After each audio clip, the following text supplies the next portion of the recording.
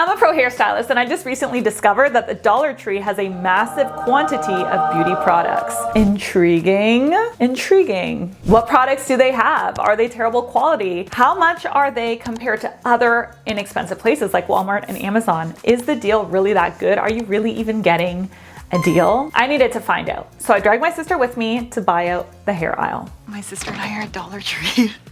We're looking for the hair stuff I know you guys wanted. Wait, I looked at the wrong spot. Let's find you guys some hair stuff. All the best stuff. All the best stuff. So our first attempt at filling up our carts did not last long because we immediately got asked to leave because we weren't allowed to film in there. The person just which is weird because there's a whole lot of filming going on in there. Just saying. We're at the second Dollar Tree, round 2. We're just gonna be more discreet now. I'm not gonna be discreet. We have to be I'm gonna walk in shouting, "Camera action!" This is our last. Watch me, watch me. Lights, camera, quiet on set. Let's go. No one's gonna know. No one's gonna know. Somehow we got through the second attempt and I bought all this stuff to show you guys. I have spent the last 3 days of my life testing, researching, and going deep down a dark rabbit hole that I'm gonna get into later. Just like we did in the Dollar Tree makeup video, we're gonna rate these products as okay, great, and trash. I think you're gonna be really surprised as to what I found out when filming this video. Let's go. I found this brush by Conair. Conair is actually a pretty legit brand. They have some really good stuff. So when I saw it, I was like, what is this crazy little thing? So what this is, it's a brush with a little slip that is argan. So in here, this is argan oil. So when you buy it, it just looks like this. There's no argan oil, but then at the back of the packaging, you find this little slip and then you can re-buy these and repurchase these. Although I think this is discontinued because I have looked online everywhere to see how much this refillable component is and I can't find it anywhere. I did a little digging and this is what I found. Okay, I found a whole YouTube video about it. It was posted on March 7th, 2014. What it claimed to do in that video was deliver 55% better conditioning for the hair, 50% less hair breakage, and 100% more high gloss shine. For whatever reason, it gave me like a crazy amount of static. My hair was static. I don't know if it's the natural hair bristles combined with the plastic bristles. I honest to God don't know why, but it did. And you would think it would do the opposite, that the smoothing argan oil would kind of tame static. It did the opposite and it was hilarious. The next thing I want to show you are the accessories. The accessory aisle was like, there were so many accessories. This is so pretty. You should get one. It's really beautiful. This is so adorable. I feel like this is the perfect size, you know, to wear your hair half up, especially if you have fine hair like me or short hair like me. You can even wear it kind of to the side if you do like a rope braid through the front of your hair. Adorable. My sister and I both bought one of these. Something else that I found that are so cute are these accessories. So these are little floral accessories. They come in like a little clip like this. I really like to wear my hair sometimes in like a super deep side part, and then I'll put these on one side only. I love that. The accessory aisle at Dollar Tree for hair, so good. If you need cute accessories, go to your Dollar Tree. You might really love what you find. Let's move on to dry shampoo. So I bought 2 dry shampoos. This one is kind of like a no-name thing, right? It's Herbal Care, never heard of it. This is actually L'Oreal. So L'Oreal is a really good brand for hair stuff. I tried both and I tried them on either sides of my head. I was really surprised that I actually found these to be really good. The smell, both of them, was great. It wasn't overpowering, over powdery. I also really loved that they didn't leave a white residue on my hair at all. And I have very dark hair, okay? So there was no white residue at all. I did feel like it gave me quite a bit of volume, like it boosted the volume. Both of them did that. Moving on to styling gel. I gotta say, I love this gel. Crazy, I know. This gel is So good for doing that really sleek, kind of clean girl bun, you know?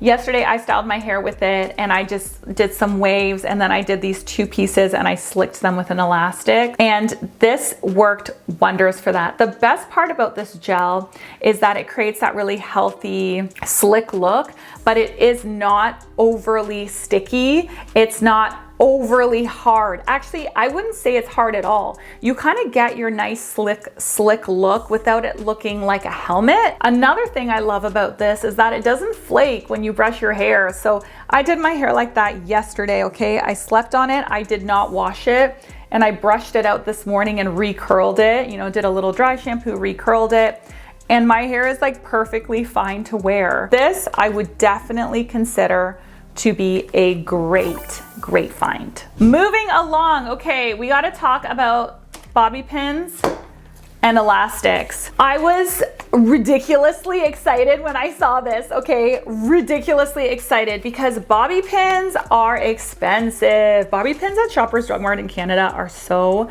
expensive, and I go through bobby pins like it is nobody's business. So I did a little price comparison for you on Amazon. So the Goody hairpins, which are pretty much the same as this, just branded, are $4.85 for 48 count. This is a 90 count for $1.25. This is such a good deal, right? It's way cheaper. The same goes for elastics, okay? Same thing, like I found hair elastics for $3.84 at Walmart for $30.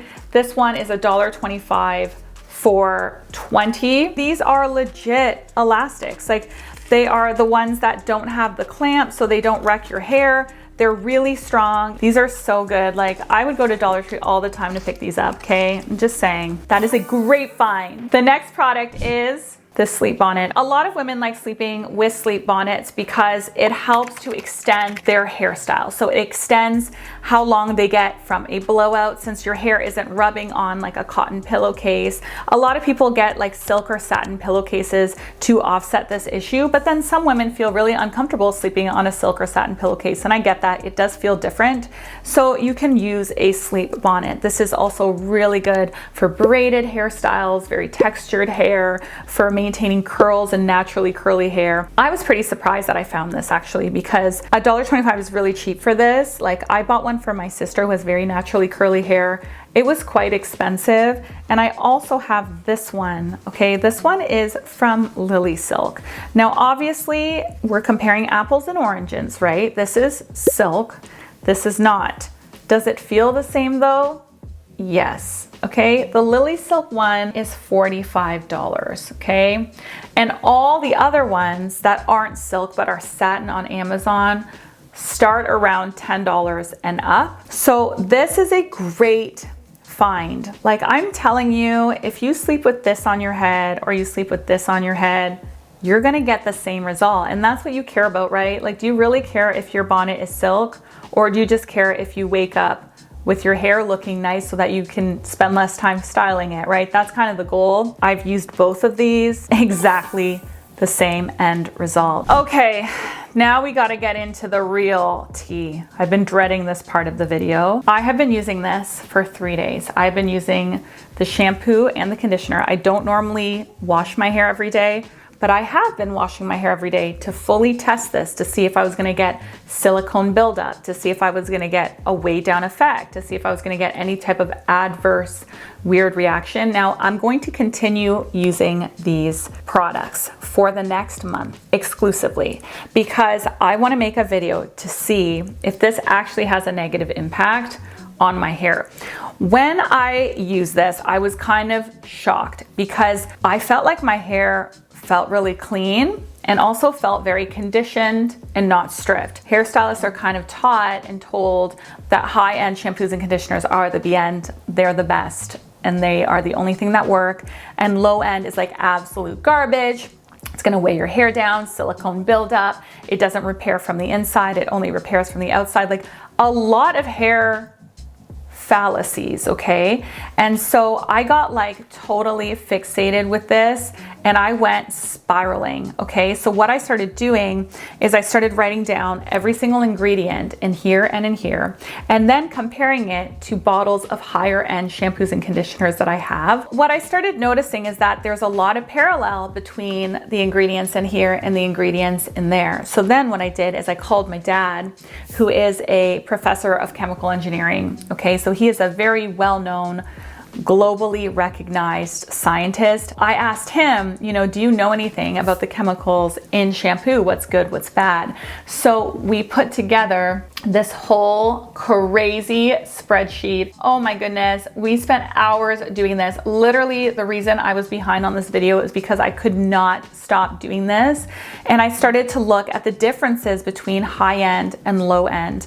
And what we've kind of discovered, right? We came to an overall consensus that a lot of the higher end shampoos use more natural ingredients, okay? And a lot of the lower end shampoos use certain ingredients that may cause some allergic reactions or may cause drying. Not necessarily, it might not, but it may, like there's a small potential. But overall, they're actually quite similar.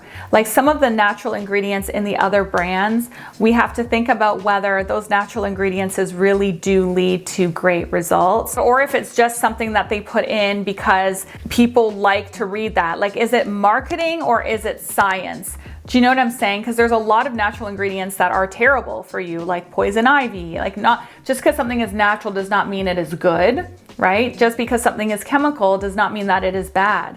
So there's just this huge kind of discussion online and in the hairdressing community and world about how high end is amazing and how low end is trash. But really, a lot of the ingredients are the same. So it really got me thinking, okay, so since I started doing that, I am going to now create a video, and I want you guys to tell me in the comment section if you want to watch this video. I'm going to take 20 of the highest end brand shampoo and conditioner. So Olaplex, KMS, Paul Mitchell, and then I'm going to take 20 of the lower end ones like Pantene Pro-V and Herbal Essences, and even Dollar Tree ones like this, Pro Silk. And I'm gonna do a really comprehensive analysis with my dad, right? With an actual scientist, like a PhD scientist. And we're going to start comparing what are the differences, what are the similarities, what makes one good and what makes one bad.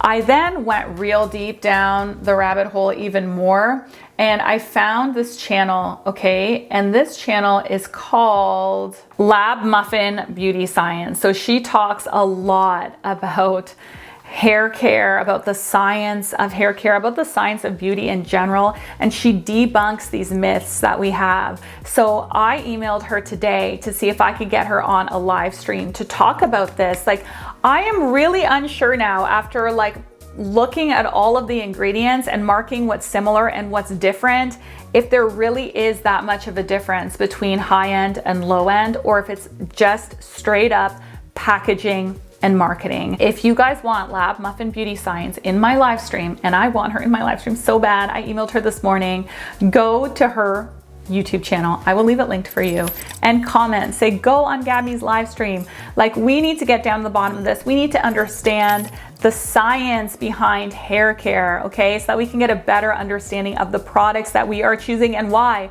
Are we choosing them for marketing reasons? Are we choosing them because an influencer told us to? Or are we choosing them because those ingredients really are better for our specific hair type or our environment or whatever, okay? Anyways, I'm sorry I went on that huge rant. This is what I have to say about this. I used these two for the last 3 days. I'm going to use them for the next month.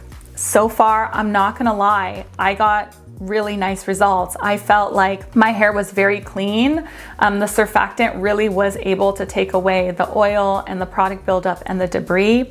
The conditioner itself felt very creamy. It was very easy to comb through my hair, and it styled really well. The one thing that I didn't love, I gotta admit, is the smell does smell so fragrant and cheap. Like, that's the only way that I can describe it. And I had that same theme running through my makeup video. There's kind of like a cheapness sometimes to the smell of these products that I don't love. It doesn't feel high end, but other than that, I mean, it worked fine. If you found this video helpful, give me a thumbs up. This video's over.